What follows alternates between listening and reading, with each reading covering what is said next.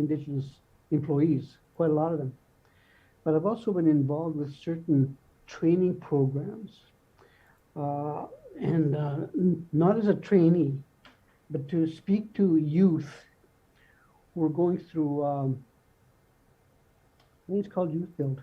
What they would do is they'd get uh, young men that were in trouble with law coming out of jail, kids in the street, kids up north that couldn't find employment, and they would train them to be carpenters. And Clayton and I would go there and we would talk to these youth for an hour once a week to tell them about our experiences in the workforce. I found that quite, for myself, satisfactory. I got some satisfaction out of it because I was encouraging these guys. You've got an opportunity to do what happened to me 40 years ago, and don't waste it. Do not be afraid to ask questions if you don't know anything, if you don't know how to do something. That's what the instructors are there for. They want you to succeed. And I also encourage some of the more advanced students to help the ones that were struggling. It becomes almost like a little community in itself. I know that at this present time, I think it's very difficult to get employment, or else nobody wants to work. I don't know. I don't know what it is, but you can see for yourself that people are crying for employees, but they don't seem to want to work. I don't know what the issue is, but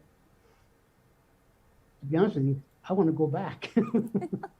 But it's not that I'm bored. It's just something to do. I mean, doing circles for reconciliation is it's a challenge, but it's also a place where I can meet new people. And it's teaching me how to communicate better, more effectively with others. And I think a lot of Indigenous youth, I'm not sure, but for myself, I was quite shy when I first moved down to the city, when I first started working, when I entered the workforce.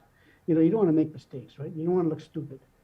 And that was a thing that always kept it coming into my mind, But with the help of the individual the manager that I had, and eventually the people in the workforce where I worked, they accepted me as who I was.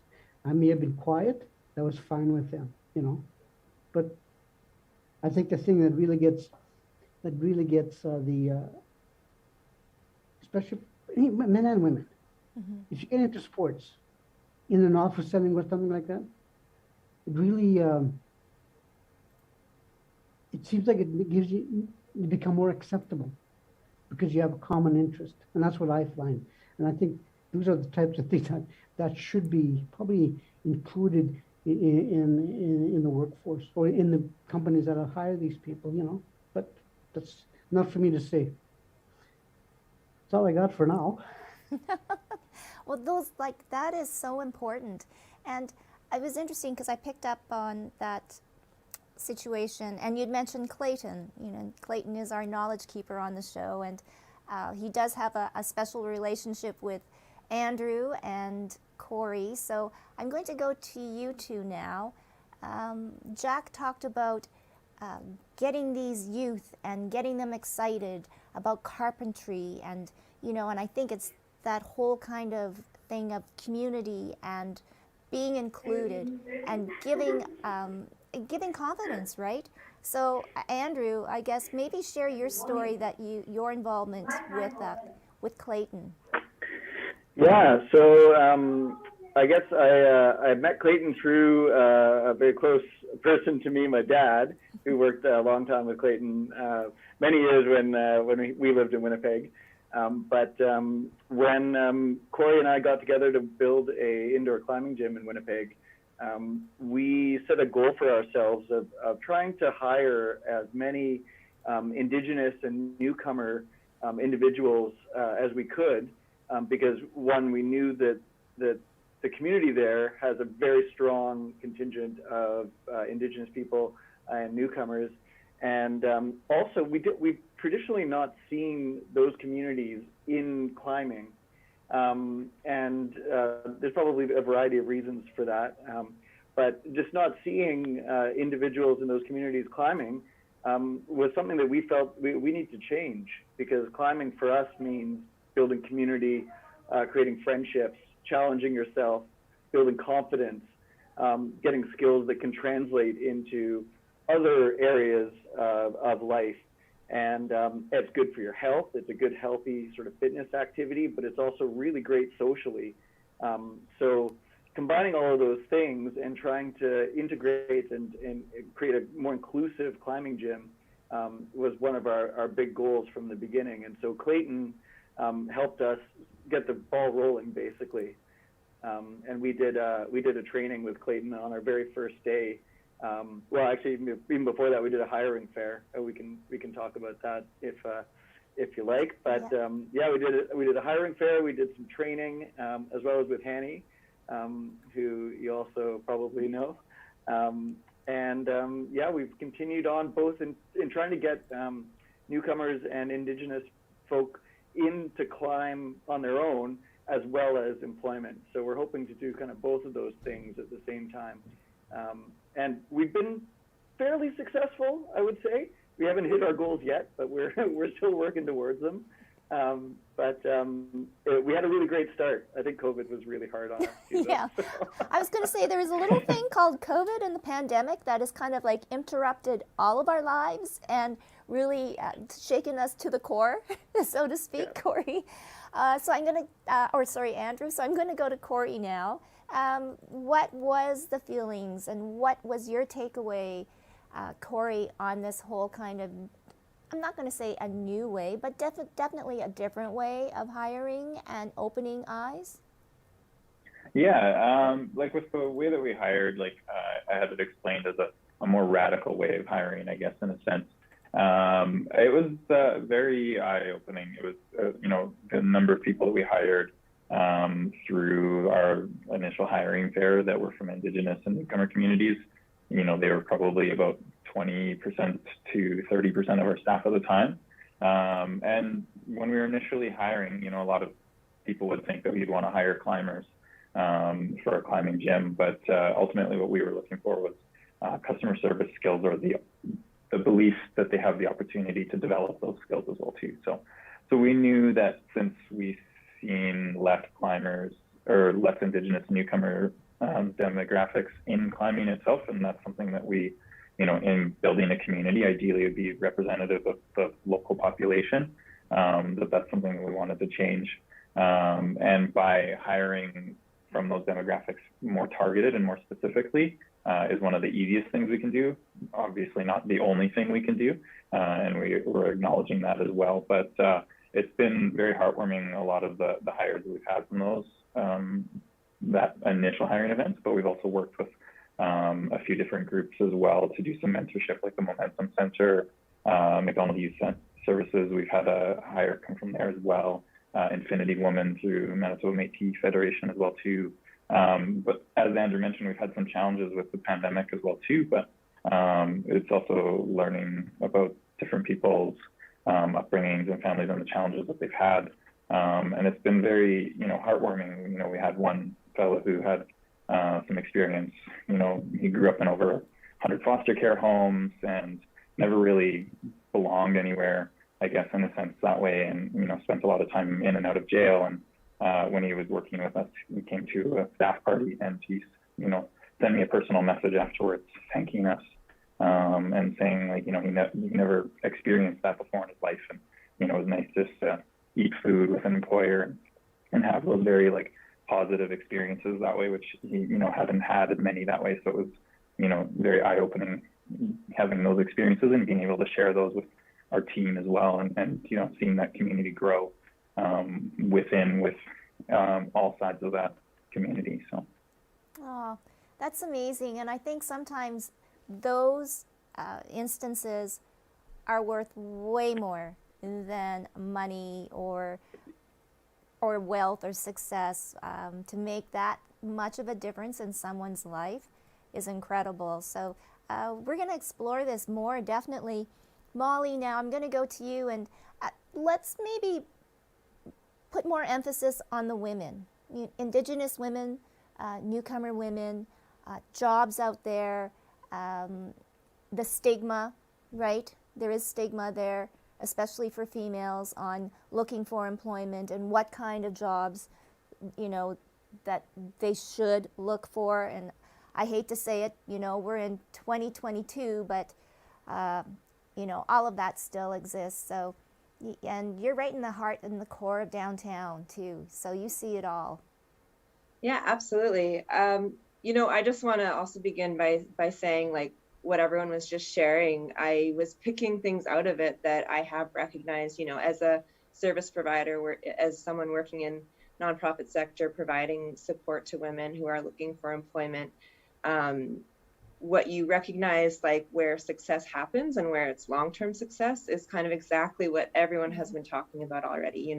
I was kind of even making notes because with what Jack was saying about having supports in the office, and it's about relationships, being accepted for who you are, meeting people where they're at.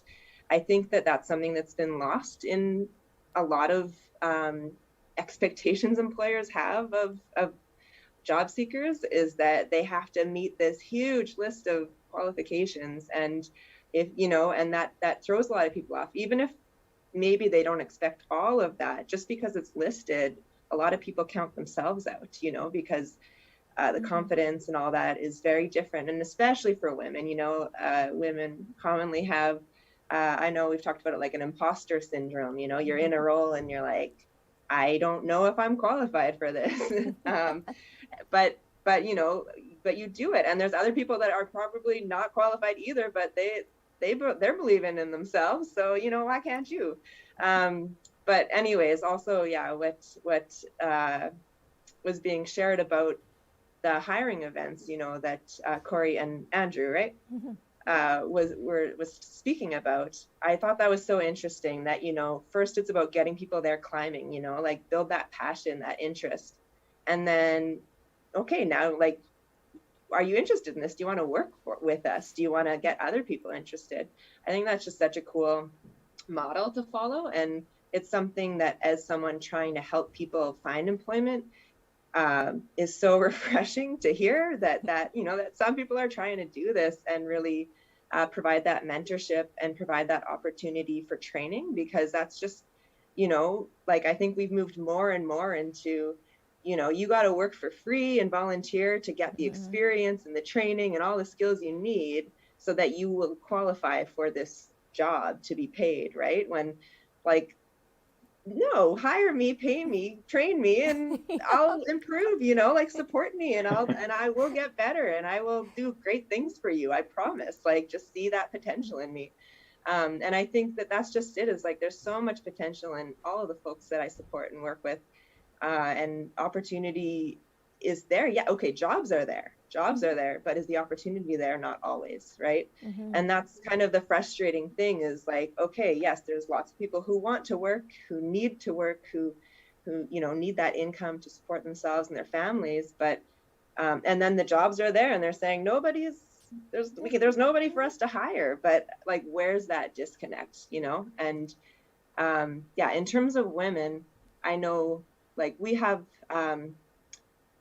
what I see a lot of women interested to work, in the care sector, childcare, healthcare, long-term care, all that. And these are, like, precarious, unpaid, like low paid, work. And you got to wonder where that value, like, how that gets valued. Is it low paid because women are doing the work, or is it, like that kind of chicken and egg thing? But a lot of the time, that's what women see. That's what they're passionate about. They are caring people. This is something they've done their whole lives. They've done it in an unpaid way, raising kids, taking care of their families and parents. And so they see that as skills they have, and sometimes just are happy to do that, right? But do you think, Molly, sorry, and I'm just sorry for interrupting. Do you think that we just think that it's safe because it's innate in us, and I can do that, because we're so afraid to step out of the box or say, hey, I want to manage like a climbing facility. I don't have Yeah, a clue, but I want to do it. I think it's safe, and I think it's also like where, like, realistically sometimes where the opportunity actually exists, you know. It's where people are given that opportunity, and so where in kind of the pathway can we intervene to have people dream differently and think of these different things?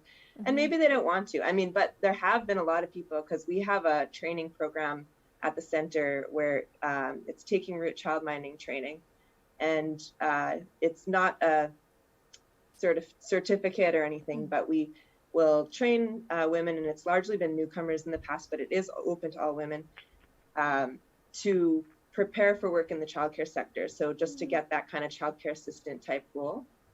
And a lot of them, you know, their parents, so they're like, I know how to care for children.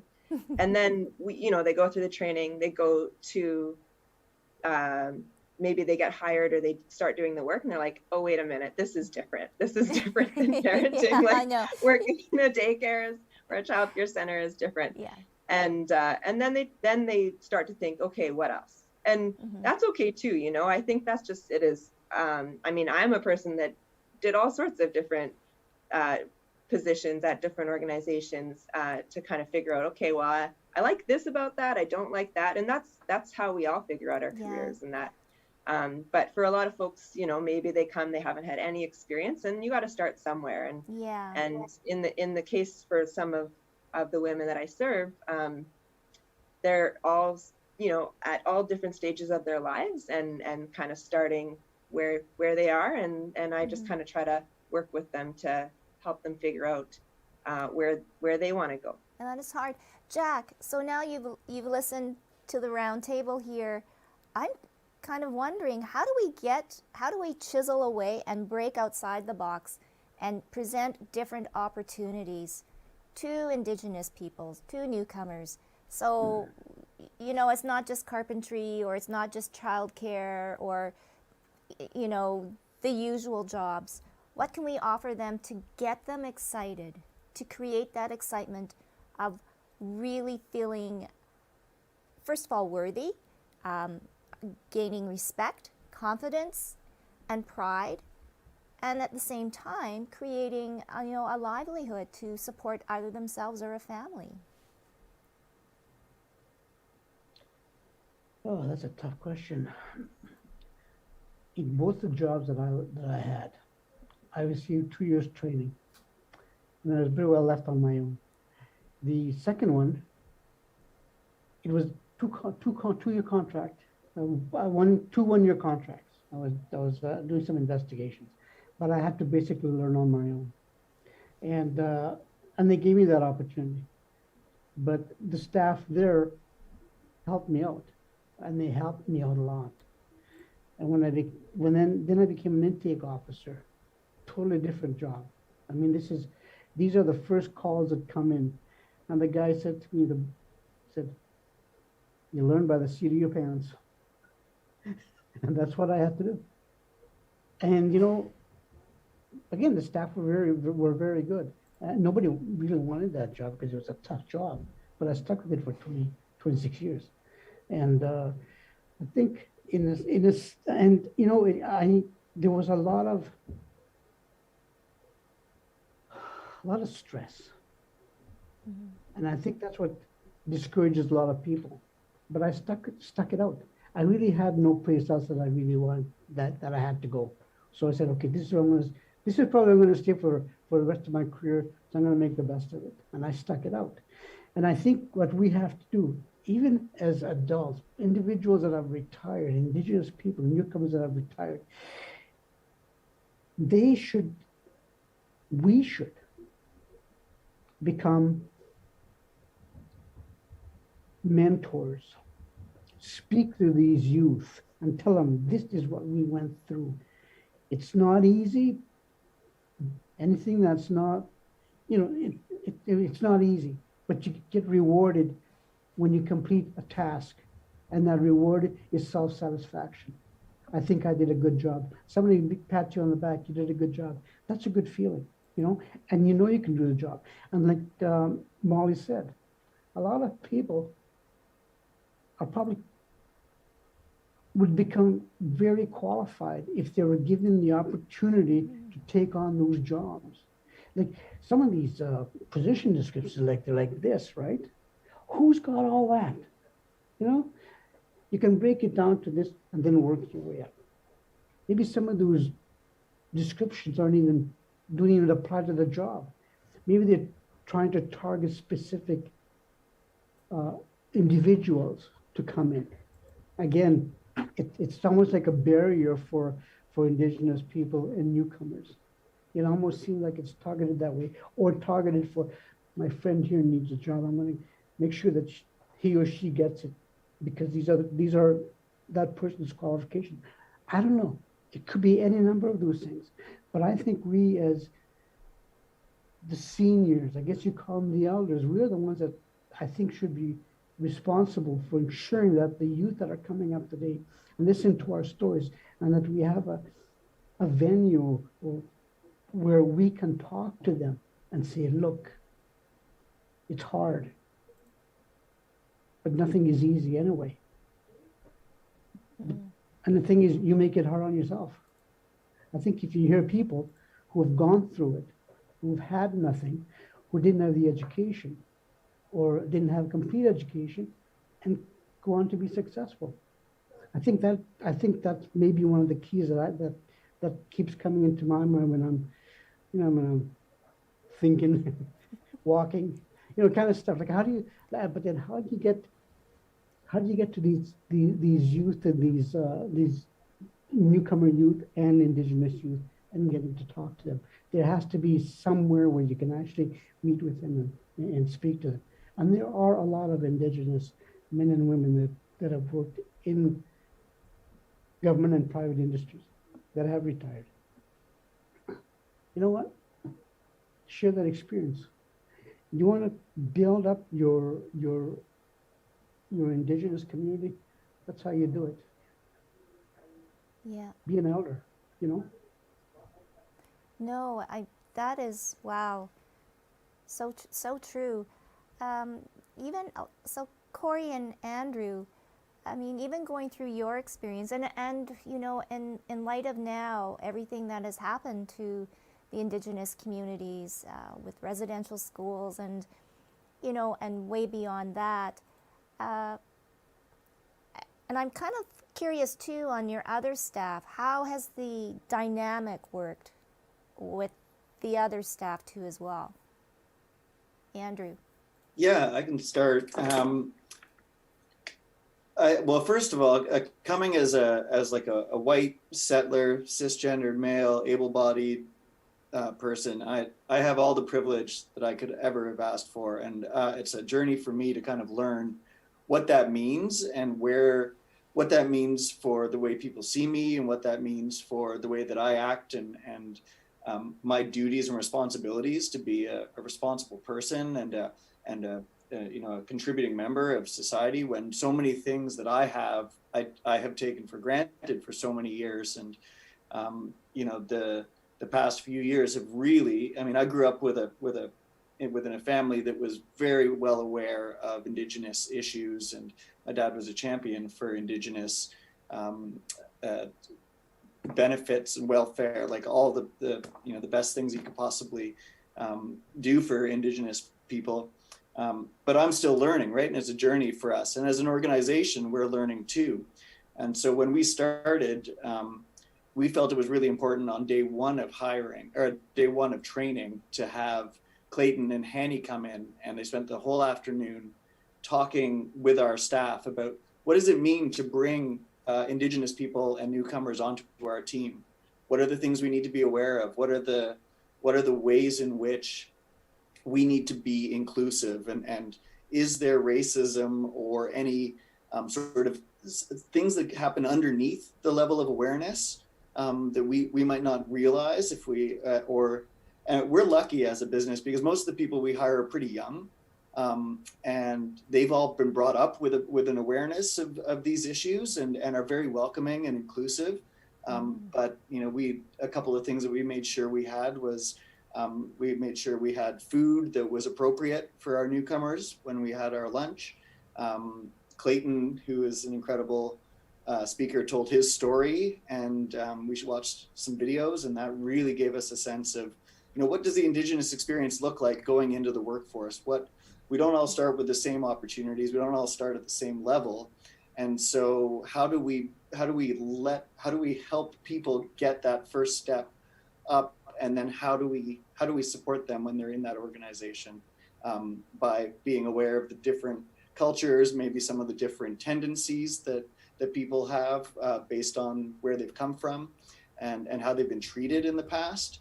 And that we spent the whole afternoon of our first day on that. And, that we weren't surprised to see our staff, non-Indigenous, non-newcomers, really welcome that because we knew that they would. But it really set a great tone for us as an organization to say, these people are part of our community and they are equally valued. They might not have the climbing experience that others do, but they bring so much else, so much more stuff that we can learn from, and it makes our community richer. So that's sort of where we started, and it's been really great. Oh, that's so beautiful. Corey, I guess too, if you want to take it a step further, even making it more local here, but maybe you can even share a story too. Yeah, for sure. So, kind of as Andrew mentioned, just the fact that we know that both Andrew and myself have a lot of privilege in the positions we're in, but as Clayton and Sandy also mentioned that maybe it's worthwhile to have him help and sit in on some interviews with me, mentioning that, some Indigenous and newcomer folks maybe aren't trained to interview as well as, our kind of societal standards are in a sense that way. So I was fortunate enough that he was willing to help mentor me in that sense as well too, and helped interview a number of Indigenous folks as well.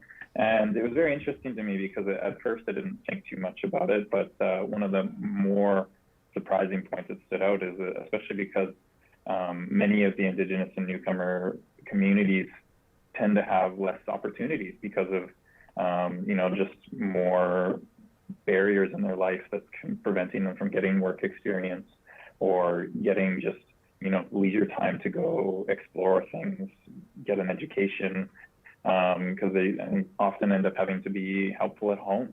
And we noticed a lot of times that as you get to know people from both of these demographics after hiring or through an interview, that they might not be able to speak to their skills of their hard work and their determination in many of those aspects. But what we learn when we end up hiring them and then working with them is that their work ethic is pretty hard to beat. And it's amazing when you realize that it's like, okay, they're coming here to work for us and they are one of the best at going and doing cleaning tasks. And then they go home and they have to support their parents with their, we have a few that have 4 or 5 siblings at home that are all needing assistance as well. And they end up being, a taxi driver and things like that. And we have, one of our staff, we noticed he was biking to work all the time. And all of a sudden, he was starting to take taxis to work. And, it's not like we have super long shifts that people work. We're evening, weekend work for the most part. And he was taking taxis to work and taxis home. And we just thought like this, what happened? Like, why isn't he biking anymore? But we realized that, through talking to him, that his bike was stolen. And, he lived in a rougher part of Winnipeg in the kind of inner core, and his bike was stolen. So we were trying to figure out a way to get him a bike. And one of our employees, their sister-in-law, wasn't using that bike. So they said, okay, well, I know someone who can use that bike. And the same day that we brought the bike to work for him, he showed up on another bike. And we were like, well, we told you we're getting you a bike. So he shows up to work on the bike, and he ended up buying a bike and got lost on the way to work and ended up on the perimeter highway biking to work. And he was dripping with sweat and an hour late for work. He's panicked, and he's just wanting to put his bike away, and he doesn't have a bike lock. And so, it won't get stolen here. It's fine. It's like, you just had a bike that's stolen. Bring it inside. Like, And then the next week he takes a taxi to work, and we're like, we just got you a bike and you bought a bike. Why are you taking a taxi to work? He's like, well, both my brothers wanted to go for a bike ride because they didn't have bikes. So I went to go to work and the bikes were gone.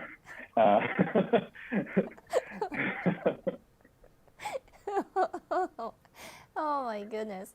Oh, well, okay, I guess moral is you can never have too many bikes. And don't get lost on the perimeter, although it is very hard, very easy to get lost in that area. Oh, no doubt. Anyways, well, I'm hopefully there's a happy ending, and he got the bikes and he's great. But Molly too, you know, for women and the situation there, again, it's the same thing. Like, it's not like they work during the day, but when they go home, they are still continuing to work, right? Yeah, absolutely. I just want to say I loved all those stories, all those anecdotes are so special, and you know, even just that, like showing up an hour late for work, but being willing to hear the story and then and try to support them through that, you know, is so great. You know, it's something I think also to echo what both Andrew and Corey were sharing, like recognizing my own privilege and my own experience does not reflect exactly what a lot of the folks I'm supporting are dealing with. Just how much, you know, of the work at home, you know, the unpaid labor, but even the emotional labor, and it goes beyond even their own homes into their communities. And folks are often, you know, if they're caregivers at home, they're caregivers beyond as well into all of their community, right? And actually, one way that we see that at the Women's Center is that there's a lot of folks who have lived experience who work at the center, you know, and so as a staff team, we're always learning ourselves, learning from folks in that way, and that whole idea that even Andrew and Corey were sharing about, like the orientation and that first day and getting people on the same page in that, you know, that's something that we're constantly doing as a staff team. Is you know, it's not something that you build once and it's done. You kind of have to keep these conversations going. You have to be committed to this ongoing work, and learning about all the different ways that, like, workplaces are structured, you know, like are very colonial and very, you know, like patriarchal and all these things. And so if we don't want it to always like be replicated in that way, you have to actually actively like work, you know, through that every single day and kind of question everything. And it can be messy, and you're going to make lots of mistakes. Like any workplace that tries this, I think, is going to make lots of mistakes. But you know, it just requires a lot of time. Like, I know relationships are so important, communication and trust, and vulnerability, right? Just to be open with one another and do that work. But one of the ways that we've, I think, had a lot of success at West Central Women's Resource Center is actually one of our like flagship programs, which is Empowering Women into Leadership. And this is a training program, and it's one that we run a couple times a year. And so women will go through this training, and that's kind of where it can end, but it also can extend into a mentorship opportunity where there'll be up to 3 6-month placements, very casual, about 10 hours a week, working with us at the center in some capacity, and usually providing some program support, you know, someone maybe helping in the food security program, in the housing program, in the drop-in, and honestly, that's where a lot of folks that are now like full-time staff at the center, that's how they got their start in the center, was going through this training, getting, you know, maybe they started by accessing some other services, heard about this program, came to the training, and it just kind of went from there. Like there's probably upwards of 10 staff that are full-time now at the center, and that was their path. And so I think that's been really interesting and special to see. And I know that, I mean, it's hard because I think in community work, sometimes we have that ability to put in that extra time and mentorship and all that because you are kind of a mission-based workplace anyways. So if you can accomplish some of the things you're trying to do, even in the way you do your own hiring and all that, then it is just a very natural fit. And sometimes I think it's harder for other workplaces, or maybe they don't always see or have the time to see the value in all of that, what you can put into it.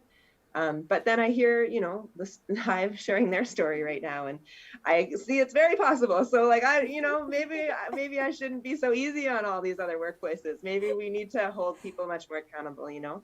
I always kind of, when I'm trying to describe, like, you know, the world that we want to build, it's like, right now we're in a world where people are meant to be built for jobs or the economy, right?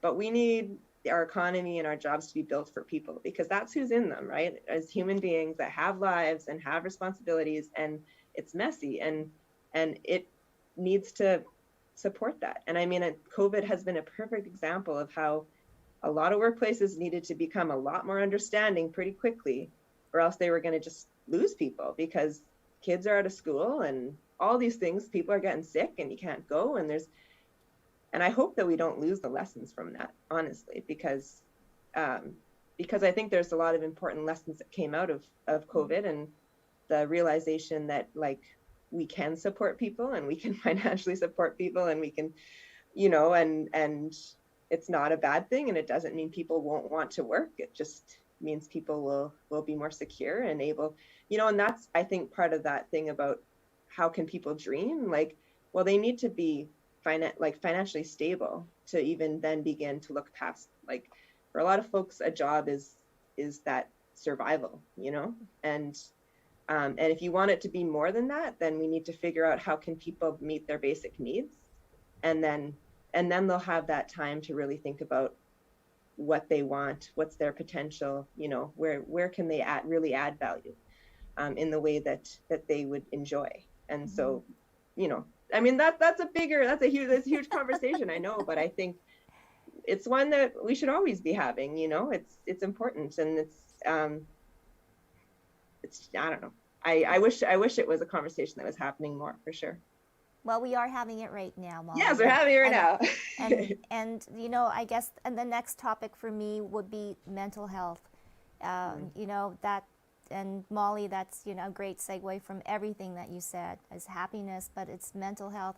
Jack, how have you seen mental health affect Indigenous peoples throughout, you know, your career in government to where they are now? And I guess if we want to say a good thing, more people are speaking out, right? And seeking help. Yes.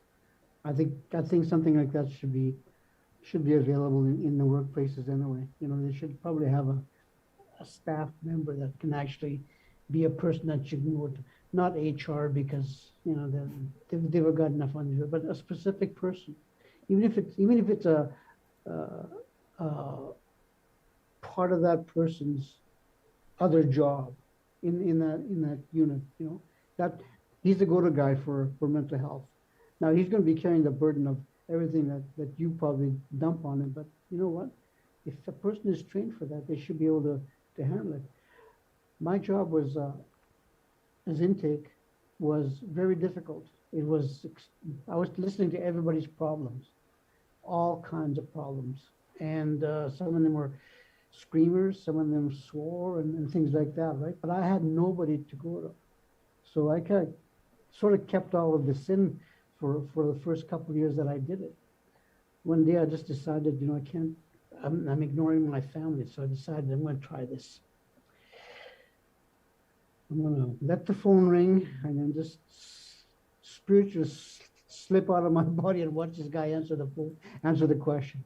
Once after I'm back in again and just do the notes, right? It kind of worked. Like I think I kind of tricked myself into it. And then I walked home I walked to work, and then I walked home.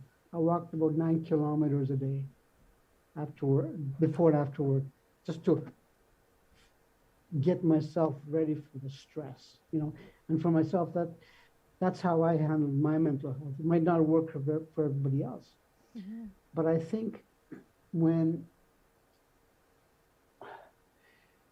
see, it's hard to speak for other people because you don't know what they've gone through, what they're going through. And I think that's why this is such a hard topic to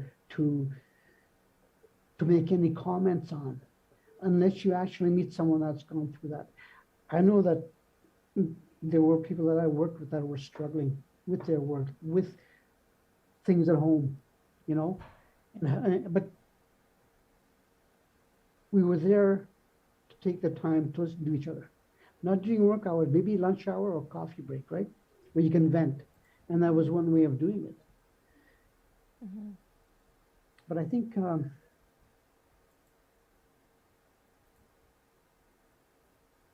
education is important. We have to recognize when our mental health starts to deteriorate, because I don't think we know. Somebody says you're cranky. Me? Cranky? What are you talking about? You don't notice. You do things without, and I think, like I say, it becomes a habit. And it becomes intrusive in another person's life. And they tell you, and you look at it like this, well, maybe there is something wrong. How do I deal with it? And I think that's where you, like you say, you have to go and speak to someone. I really don't have the answers for that, but I think education is probably important to be able to deal with those issues. And I think it's also important for even these young youth that are coming to realize that education is an important part of getting a job. It's all intertwined. The job, the mental health, having no job is also an issue that could weigh heavily on you. I remember when I was living up north, there were no jobs. What do? You start doubting yourself. Am I good enough? Am I smart enough? Until somebody gives you a chance, those things will stay with you. I guess it's like wall climbing, right? You look at this wall with all these handholds and toe holds, right? You got to start from the bottom. And maybe the first few times you go 2 feet, it's a little too high, maybe, I don't know. But to pick your what do you call it? It's not really a trail, but I'll call it a trail because you have to follow certain things to get to the top in the easiest way, right? So you think it out. And I think that's the same thing with your job search, your mental health, your life at home. It's like climbing a wall.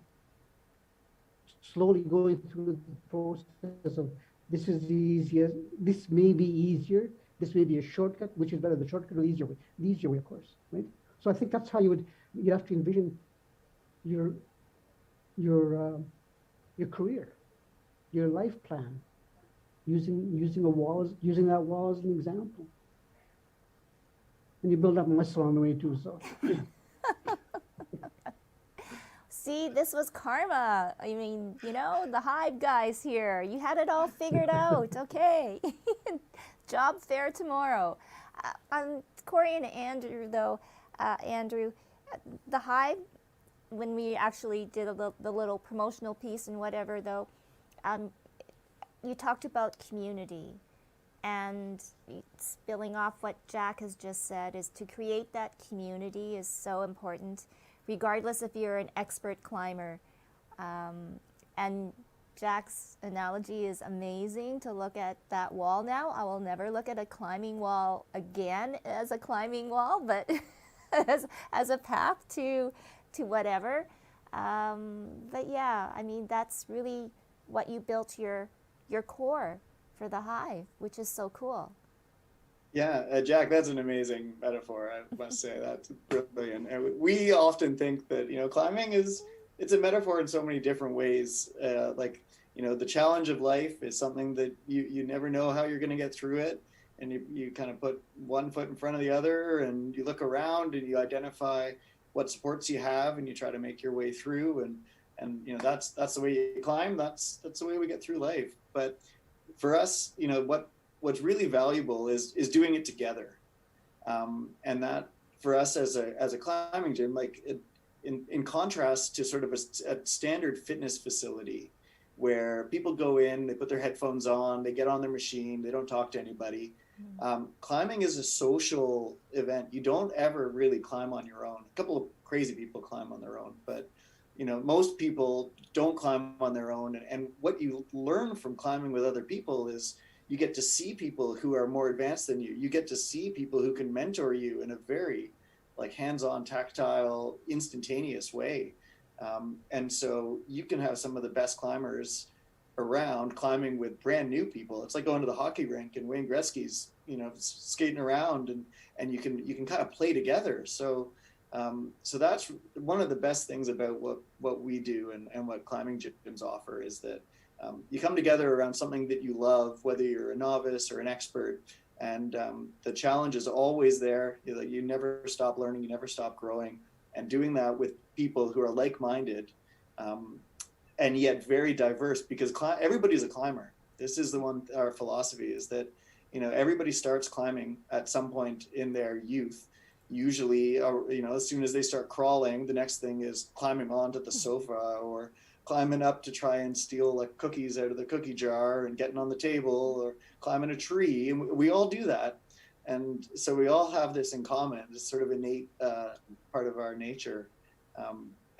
When we get together and celebrate that, we can create some really powerful, lasting friendships, relationships, and instill some real like self-efficacy, the feeling that we can actually accomplish challenging things.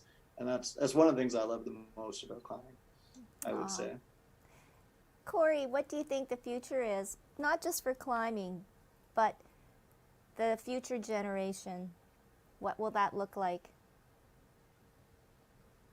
The future generation of like our workforce, or workforce. Yeah, that's a very good question. Hard to say exactly, I guess, but I do, think that more probably broader, like the future of our community. I'm really excited to see that grow, especially, I've been involved in climbing in Winnipeg for, many years now, like 10 years or so, from a career standpoint, about 7 or so. I've, seeing it grow is one of the most amazing things. It's, I wanted to build more climbing in Winnipeg because at many points in my climbing career, just as a participant, there's been points where you see, you go to the Hive in Vancouver and you see a 10-year-old kid climbing something that you struggling on, and you're like, man, I wish I started when I was that age. And kind of just, building that space for community to grow, because, something that you wish you had at a younger age. So, or at a different part of your life. And I think that's kind of really the big thing that I want to see that future is that, as myself with those younger kids, that maybe there's, an Indigenous or newcomer coming into the community that never tried it before. We had one of our staff at our hiring events that tried climbing for the first time. And he said, I always thought of climbing as, I always knew it was a thing, it was something you saw in movies and on TV and stuff like that. But I'm doing this right now. And he never thought of himself doing that. And he, was very, very happy for that experience. And I think that's kind of the big thing is that, I'd love to see this community grow, and especially because so much of our, activity is, we have indoor climbing at the Hive, and a lot of people take it outdoors, and there's lots of beautiful outdoor spaces. And, it's a lot of traditional Indigenous land as well too. And would love to see that space shared and a very welcoming community that way among everybody. So. Wow. So now we've got our summers cut out for us, or climbing out for us. No. And Molly, what would be your wish for the West Central Women's Resource Center for the future? Yeah, you're asking lots of big questions tonight, and I've so far I feel like I've avoided most of them, but now I'm just no. Yeah. Well, honestly, the employment supports that we offer at this point is sort of me.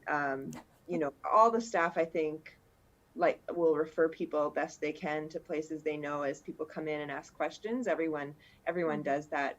But I think that there is opportunity for growth in that, because a big part of the work we do is about empowerment and building capacity, and I'd love to see, at least, you know, within our center, that grow a bit more.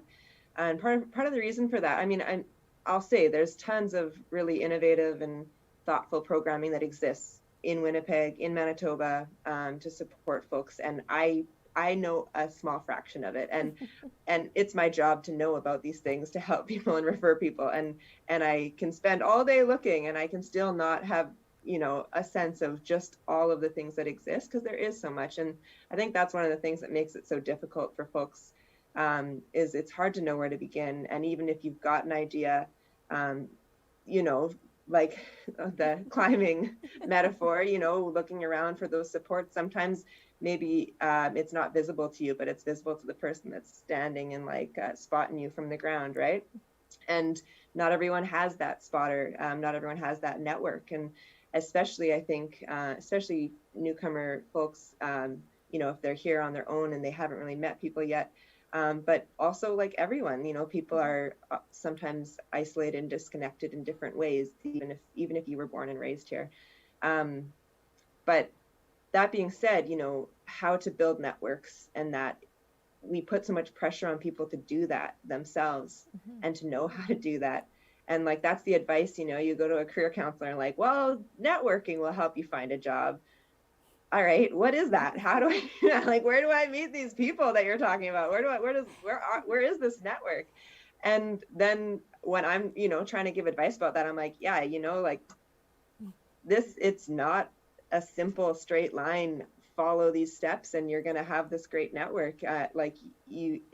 There's so much about like where you're at. And so I just encourage people, you know, to try to find ways to get involved in things they care about, things that they're interested in, and meet people there. And then don't be afraid to ask people for help, for advice, for just to have a conversation, ask them questions about themselves. I think there's always a lot of mixed messages for folks, and especially people when they're new, is kind of like, all right, you don't ask people about their personal life. That's not, you know, that's not appropriate. That's not professional. But at the same time, you should, because you want to network and you want to build friendships and relationships. You know, it's all very confusing. And so, yeah, people are rightfully a bit hesitant and unsure how to move forward. And that is where, like, it's all of our responsibility. We need to all be part of that, and not put so much of that responsibility on that one person to like figure this out for themselves and just try, right? We need, like, these things are not that straightforward as we talk about them. And so I think just ways of finding ways to build the community, those connections, and have that build out into the employment and you know, wider kind of world of work. How does that look? How can we all be a part of that? How can we have more of these conversations and help people to, it's about work, you know, people want to work, but really it's just about to help people build that community and build those connections. And just a comment on the like kind of mental health piece is like, it's kind of like saying there's so much of that focus on like that idea of self-care, but really it should be about collective care, right? Like that, self-care, sure, okay, you can try to go and get a massage with your benefits if you have them, but that might not change anything if what you're missing is connection and relationship and all these things, right? Like, and so there's just lots of those ways that we need to challenge some of these ideas that this is what you got to do and then all your problems will be solved. It's not always that straightforward, and often people just need a little help. And so that's the way I like to work with folks is, and actually it's what runs through a lot of the programming at West Central Women's Resource Center is meeting people where they're at. It's women-centered or you know, person-centered. What do you need? And we don't require you to be at any place in your job search or any place in your whatever needs to receive support, come in, let's sit down, let's have a talk. If you're bringing your kids, let's put them in the child minding room, pre-COVID, of course, but hopefully we'll get back to that. You know, if you need a meal, we're serving meals at this time. Let's have a chat, like what's going on, and let's take steps from there, right? And that's kind of how we work is let's reduce as many barriers as we can so that you'll keep coming back and keep taking the steps you need to take in whatever you want to do. Sometimes that's work, sometimes it's other things, and that's okay. Like, you know, it's just about folks kind of reaching their goals, whatever those goals may be. And so that's what I hope. Well, and, a small and thing. I know, and just to let Yeah. you know, Molly, we are all here for you. So feel free. You know, we'll use what contacts we have. You've met the guys from the Hive. Jack is Yes. a wealth of knowledge. So Yes. you know, anytime, and I'm here too. We're all here to help, and that's sort of the common denominator, I think, tonight from this discussion. You know, jobs are out there, but it takes more than just, like you said, just one person. It takes all of us. So I want to thank all of you so much for joining in tonight. Everybody has brought so much to the conversation table. Thank you, Andrew, Corey, Molly, and Jack. Have a wonderful evening. Thank you out there for joining us on Healing Hearts, and we'll see you in 2 weeks.